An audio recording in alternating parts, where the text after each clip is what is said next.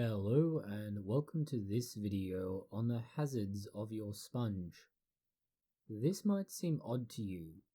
Of all the things in your kitchen, the sponge that is used to wash your dishes is probably not an obvious problem. When compared to the sink, which is more filthy than your toilet, it is benign. That chopping board with chicken fluids is a long way from the danger of the humble sponge. Even using sterilizing agents does little to bridge the gap between these items. There are 362 different species of bacteria that all occur within your sponge. These have billions of cells per square centimeter, or so a report by Markus Egert, a microbiologist from the Wutwagen University in Germany, has to say. He bases this on a study conducted in 2017. To quote, "That is a very huge number of bacteria, indeed." Egert has said that there is hardly any habitat on Earth where you would find a similar concentration of bacteria except for the human GI tract. The reason for this is surprisingly obvious, simple, but also confounding. Sponges are often damp, continually exposed to new microbes, and are found near one of the biggest reservoirs of active bacteria in your whole house. This is further compounded by exposure to the sink drain, which is a source of new or extra bacteria. This puts the sponge in direct proximity to the second most bacteria-laden part of your kitchen. This all begins to make sense when you think about what a bacterial cell needs. Moisture to keep the cell plump and moist. It needs a source of food which comes from the food scraps and similar waste that is used to clean up. Finally, temperature. The average kitchen temperature is ideal for most bacteria.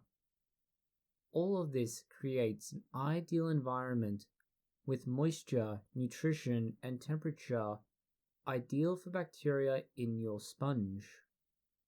The sponge itself adds to this problem. It is a honeycomb environment, a relatively solid mass with many cavities. These cavities provide a lot of surface area relative to the volume of the sponge, which is ideal real estate for the bacteria. At least some of it is protected in the inner parts of the sponge, while those on the periphery are given greater access to the materials needed. These are an ideal place for bacteria to grow, but also be protected from the best efforts at curbing their growth, but more on that later. This has presented a long-known problem. Bacteria grow quickly, and this leads to an unpleasant smell and appearance. The conventional resolution to this has been to microwave or boil a sponge to kill off the bacteria. Neither method has been perfect, and others have proposed the use of sterilizing agents, such as bleach. Much to the surprise of research into this, these methods don't kill off all of the microbes. In fact, sponges that are regularly sanitized have a higher percentage of bacteria that can and should be considered pathogens.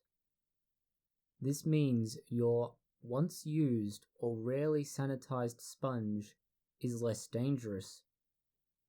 This is likely because the pathogen bacteria are both more resistant to how you treat them and rebound better after you have exposed them to your sterilizing agent. This allows them to rapidly recolonize and occupy the space that more susceptible microorganisms have been killed in. This is similar in some respects to what happens with the GI tract after antibiotics are consumed. The study that began this whole phase shows that 5 of the 10 most abundant species could be described as pathogens. That means, in the right context, such as being immunocompromised or immunosuppressed, they could lead to infections. The elderly and the very young being most vulnerable. There is a relatively simple solution to this problem. Replace your sponge regularly, or use a cloth that is disposed of regularly or washed regularly. Sponges are simply too vacuous in places for cleaning agents and washing to access everything it needs to.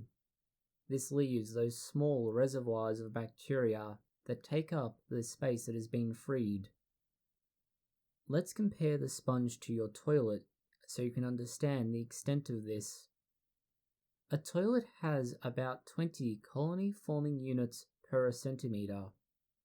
That is about 18,300 over the whole 900 square centimeters of the toilet seat.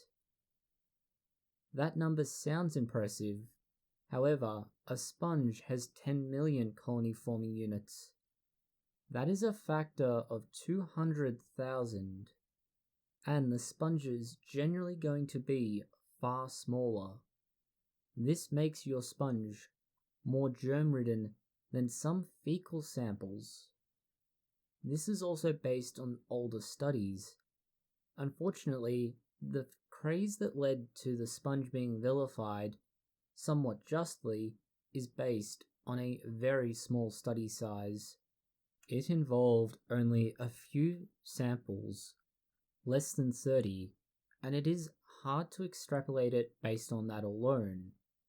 The research does fit within the wider picture, and there is less reason to question it, but it is an interesting example of something that is taken for granted, but may be causing more problems than it fixes. Thank you for watching this video. If you found it interesting, consider liking, sharing, and subscribing. Please post any comments, questions, or suggestions below.